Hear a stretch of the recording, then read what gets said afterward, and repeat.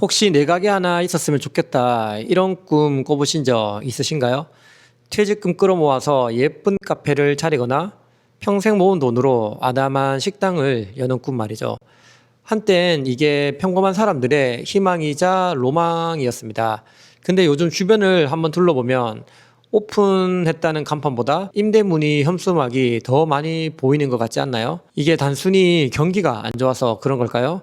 아니면 장사를 똑바로 못하는 가게들이라서 힘든 걸까요? 어느 정도 맞는 말이지만 사실 이건 지금 대한민국에서 자영업을 하는 거의 모든 분들이 겪고 있는 구조적인 문제이기도 합니다. 오늘 영상에서는 왜 이렇게 자영업자들이 성실하게 노력해도 자꾸만 실패, 늪에만 빠지는지 그 진짜 이유를 하나하나 살펴보겠습니다.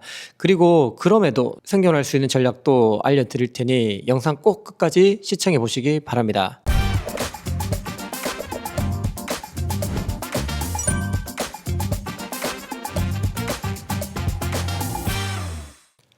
첫 번째는 라이프 스타일의 변화입니다. 가장 먼저 직시해야 할 현실은 사람들의 삶이 변했다는 겁니다. 1인 가구가 전체의 35%를 넘어섰습니다. 하지만 우리 주변 식당들을 보세요. 여전히 2인 이상 주문, 그리고 4인용 테이블 위주의 홀 세팅에 머물러 있는 곳이 많습니다. 대학가나 오피스 상권조차 점심 매출이 꺾이고 있습니다. 학생들도 식당 대신 편의점 도시락이나 간편식으로 이동하고 있기 때문이죠. 또한 집에서 유튜브나 넷플릭스를 보며 배달 음식을 먹거나 쿠팡에서 주문한 밀키트를 조리해 먹는 게 합리적이라고 생각하는 시대입니다. 외식이 일상에서 특별한 날의 이벤트로 밀려나고 있는 증거입니다. 시대는 바뀌었는데 식당은 그대로라면 손님은 당연히 오지 않습니다. 두 번째는 소비 여력의 붕괴입니다. 최근 고물가, 고금리, 고환율이라는 3고 현상이 이어지면서 가게의 실질적인 소비 여력이 완전히 파괴되고 있습니다. 10,000원 미만으로는 김치찌개 한 그릇도 먹기 어렵습니다. 불경기에 사람들이 가장 먼저 줄이는 지출이 뭘까요? 바로 외식비입니다. 생활비 압박이 커지니 밖에서 먹을 돈으로 집에서 때우자는 심리가 확산되는 거죠. 특히 저녁은 굳이 밖에서 먹지 않고 집에서 해결하려는 사람들이 많이 늘었습니다. 저희 가게만 봐도 점심 매출은 예전과 비슷한데 평일 저녁 매출이 이전보다 확연히 줄어들었습니다. 예전엔 디너타임 마지막 주문을 9시까지 받았고 9시가 넘어서도 식사를 하려고 방문했다가 돌아가는 손님들이 꽤 있었습니다. 하지만 지금은 밤 8시만 되면 식사 손님은 거의 끊기는 것 같아요. 주변 거리를 봐도 동네 상권엔 확실히 밤에 움직이는 유동인구가 확 줄었습니다. 팔수록 손해보는 고정비 구조. 더 큰 비극이 있습니다. 매출이 줄면 비용도 줄어야 하는데 현실은 반대로 간다는 겁니다. 임대료, 인건비, 재료비가 동시에 오르는 삼중고를 겪고 있습니다. 그렇다고 가격을 올리자니 손님이 더 줄어들까봐 겁나고 안 올리면 적자가 나는 딜레마에 빠집니다. 이렇게 한번 적자가 나기 시작하면 고객에게 제공하는 음식이나 서비스 품질도 점점 떨어질 수밖에 없습니다. 품질이 떨어지니 그나마 오던 고객들도 돌아서게 되는 거죠. 이런 악순환에서 빠져나오려면 사실 더 파이팅하게 일해야 되는데 매장에서 일하는 사람들의 사기까지 꺾여서 분위기를 바꾸기가 정말 어렵습니다. 많은 사장님들이 돈을 벌기 위해서가 아니라 문을 닫지 않기 위해서 하루하루를 버티는 장사를 하고 있는 거죠. 그리고 네 번째는 과열된 생존 경쟁입니다. 우리나라는 자영업 비중이 비정상적으로 높습니다. 인구 5명당 1명이 자영업이라는 통계가 있습니다. 미국이나 일본과 비교해 보더라도 인구당 식당 수가 5배에서 7배 정도 많다고 합니다. 좁은 시장에서 피 터지게 싸우는 구조인 거죠. 특히 은퇴 후 마땅한 대안이 없어 식당이나 카페나 해볼까 하고 뛰어드는 준비 부족 창업도 문제입니다. 10년, 20년 장사한 고수들도 문을 닫는 마당에 철저한 분석 없이 시작한 초보 창업자가 위에서 말한 여러 가지 구조적 파도를 이겨내는 건 거의 불가능에 가깝다고 생각합니다. 다섯 번째는 맘만 있으면 성공한다는 착각입니다. 혹시 아직도 맘만 있으면 손님이 찾아오겠지라고 믿으시나요? 이제 맛의 정의를 바꿔야 합니다. 뇌가 느끼는 맛은 미각뿐만 아니라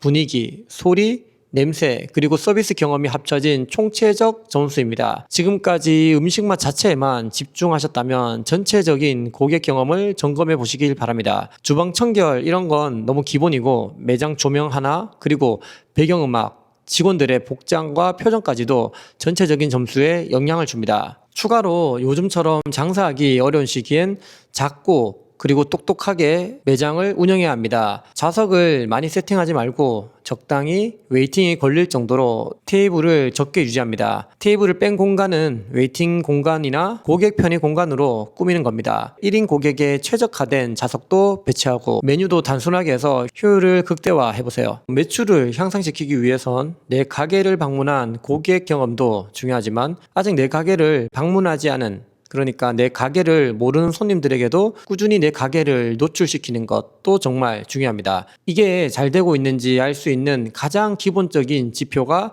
네이버 플레이스 방문자 수입니다. 설마 아직도 네이버 플레이스가 없으신 분은 없겠죠? 다들 갖고 계신다면 지금 바로 내 가게 플레이스에 접속하셔서 주간 방문자 수가 얼마인지 체크해 보세요. 저희 매장을 보면 가장 많이 나오는 매장은 주간 방문자 수가 5,000에서 6,000회 정도 됩니다. 적게 나오는 매장들도 2,000회 전후는 나오고 있는데요. 주간 방문자 수가 1,000회도 안 되는 가게들은 마케팅에 좀 더 노력을 하신다면 반드시 지금보다 매출이 더 오를 겁니다. 네이버 플레이스 방문자 수를 높이기 위해선 아주 기본적으로 해줘야 할 것들이 3가지 정도 있습니다. 첫 번째는 네이버 플레이스 SEO를 점검해 보세요. 쉽게 말해 네이버 검색에 내 플레이스가 잘 노출되도록 내 플레이스를 최적화하는 것을 말합니다. 내 가게 네이버 플레이스에 모든 정보를 꼼꼼하고 상세하게 적어둡니다. 특히 대표 키워드 설정이 정말 중요합니다. 내 가게의 업종과 특징에 맞는 대표 키워드를 잘 설정해 둬야 합니다. 그리고 두 번째는 네이버 영수증 리뷰 작성 수를 늘리는 겁니다. 내 매장에 방문한 고객들이 네이버 영수증 리뷰를 작성할 수 있도록 설정해야 합니다. 저희 매장의 경우 매주 30에서 40개의 영수증 리뷰가 달리고 있습니다. 그리고 세 번째는 블로그 체험단은 꼭 진행하셔야 합니다. 인스타그램이나 유튜브가 대세이긴 하지만 외식업은 여전히 블로그 글을 보고 방문하는 고객이 많습니다. 블로그 체험단을 꾸준히 진행하시면 네이버 검색을 통해 우리 가게 네이버 플레이스로 유입되는 고객 수가 늘어날 거예요. 네이버 플레이스 방문자 수를 높이는 전략은 지금 여기서 말하기엔 내용이 워낙 많기 때문에 따로 다음번 영상에서 좀 더 상세하게 알려드리도록 하겠습니다. 창업을 준비하는 분들이라면 오늘 이야기로 마음이 더 무겁고 고민이 더 많아지셨을 것 같은데요. 하지만 현실을 정확히 알아야 거기에 맞게 철저히 공부하고 준비할 수 있잖아요. 사실 제가 장사를 처음 시작할 때도 저희 부모님부터 시작해서 주변 사람들 모두가 안 될 거라고 말렸습니다.